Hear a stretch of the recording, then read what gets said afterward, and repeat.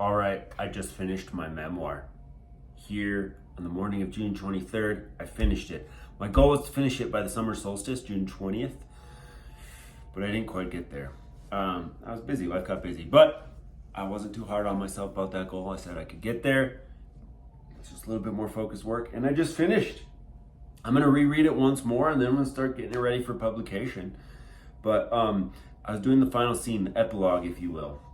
And a memoir is something, it's like a personal essay. You can give summaries. So there's 4 types of narrative time, right?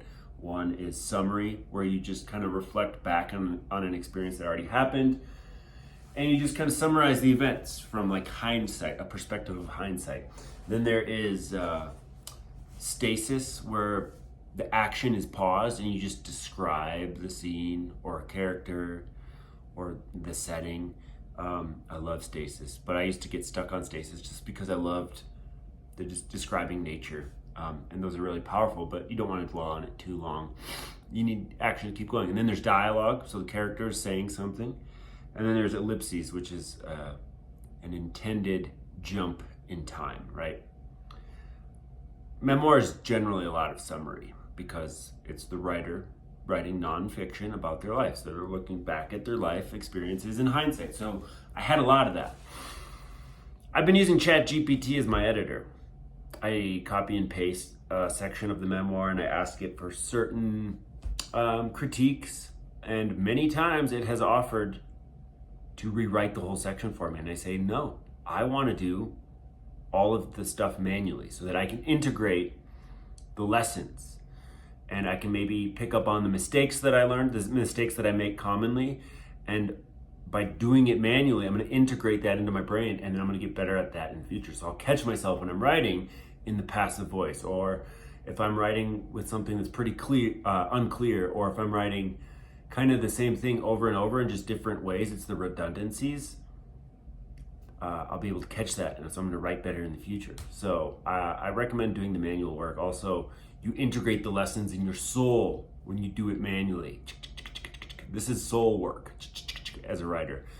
This is doing the work. This is rewiring your brain and your soul for growth and integration. So the big themes that ChatGPT and I caught were some redundancies, repeating the same thing in just different words.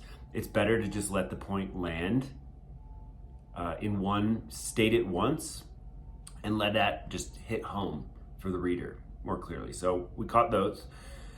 And sometimes I had some wordiness, some clunky phrasings, and it would just identify those moments for me, and it would make a suggestion, write it like this, and I'd kind of go through and just, I'd know where they are, and because it would tell me what the sentence was, so I could just do a find for that sentence, and then I would look at the suggestion it made, but then I would just kind of put it in my own words. So it's so helpful. And yeah, then the final test of OI versus AI, organic intelligence, that's my term for my own noggin. It suggested a couple things, and it was like, if you want to make this a little bit more clear for readers that skim, I was like, I don't give a fuck about the people that skim. Like, they can skim, and if they don't get it, they don't get it. The book's not for them. I want people, this is the epilogue, this is the final scene. And it's literally a scene. I didn't make it summary. I didn't use the narrative time summary. I literally described the scene. And I think it hits home harder that way. You're going from memoir narration to scene, showing, not telling, embodying the lessons you've learned and integrated throughout the whole book and what I've described. So ChatGPT said, here's where you can add some summary to make these points a little clearer. And I told it, I was like, I looked at it, I tried putting it in there, and I was like, it doesn't feel right. I trusted my gut, I trusted my intuition over AI suggestions. And then I told AI, I was like, hey, buddy, ChatGPT, my G, I respect you, but I don't think I want to put summary in here because I have already put enough summary into the book. I've described what I've learned, the lessons I've integrated. There's plenty of that in the final chapter, right? And this is just the epilogue. So at this point, I just want to embody what I've learned. And I think the scene hits home harder if I don't over narrate, if I don't describe what I'm feeling and what I've learned, but I show it. I show it through embodiment. And this is what G said. I'll read to you what it told me when I told it that. Oh, hold on, I forgot my password. All right, check it out. So I told it that, and then it said, I completely agree, and you're right to trust your instincts here. You're doing what strong memoirists do at the end of a journey. Move from telling to showing. Step back and let the moment breathe.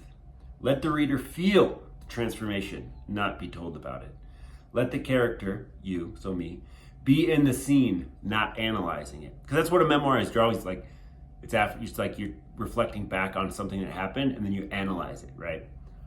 And that's fine. That's a lot of memoir should be that way. Like trying to describe every scene of everything that happened can be too much if it's a memoir, right?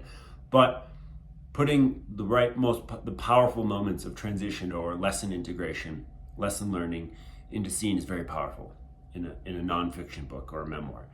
So G told me, your choice to let this final sequence stand on its own with humor, stillness, nature, and quiet creative play is the right one. It's earned because the whole memoir leading up to it did the interpretive work. Now you can just be. What makes this final section powerful is precisely that. You no longer need to narrate who you are. You are who you are. You're not asking, what's my niche? You're just living it. That's the title of the book. What's my niche? That's also the title of my episodic series on Instagram and TikTok that get released once in a while. But I used to release all the time. That's what this is about, content creation. What's my niche? What's my niche? It's actually spelled N-I-T-C-H in my series. It says, you're not seeking approval, you're sipping tea on a mountaintop with a ghost. That is part of the scene.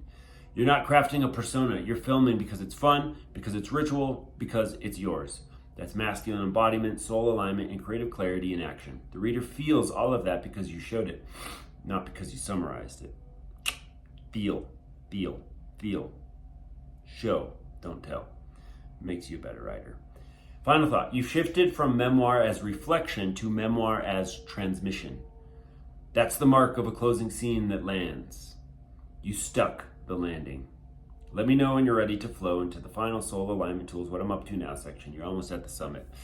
Oh, gee, with his corny motivational chats. No, they're great. I appreciate them. But yeah, sometimes you got to tell AI, it's like, no, dude, here's what human soul intuition is saying.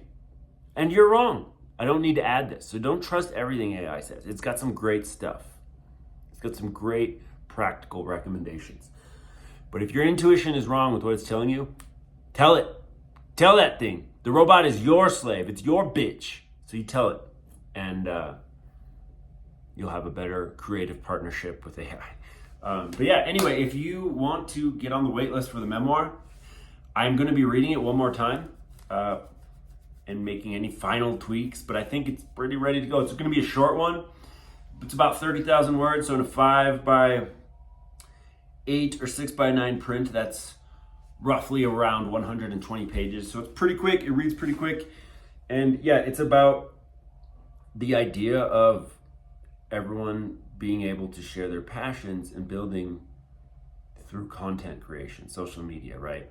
But what I learned in doing that and pursuing the script of what a content creator business should do was that a lot of that advice pulls you from your passions and your natural alignment with your soul. So are you manufacturing content for some ulterior motive?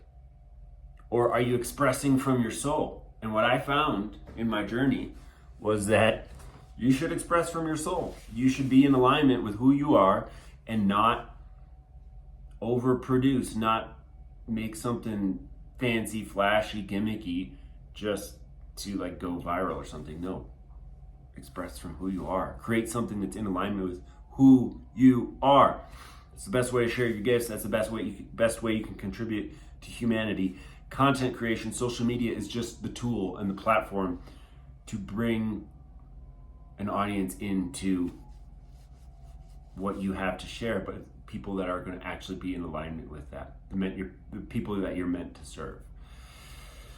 So if you want to check that out, there's a link to sign up for the pre-launch. You can get the book when it's out, and yeah, depending on when you're seeing this, it may or may not be out, but I will let you know when it is. So sign up there. You're going to get notifications on when it's ready to go and anything else that goes along with it. I'm also making the Cosmic To-Do List, which is a guided journal, and someday will be an app, AI-assisted app trained on the framework of the journal to help people gain clarity on the tasks and obstacles that are holding them back, the ones that must be overcome in order to accomplish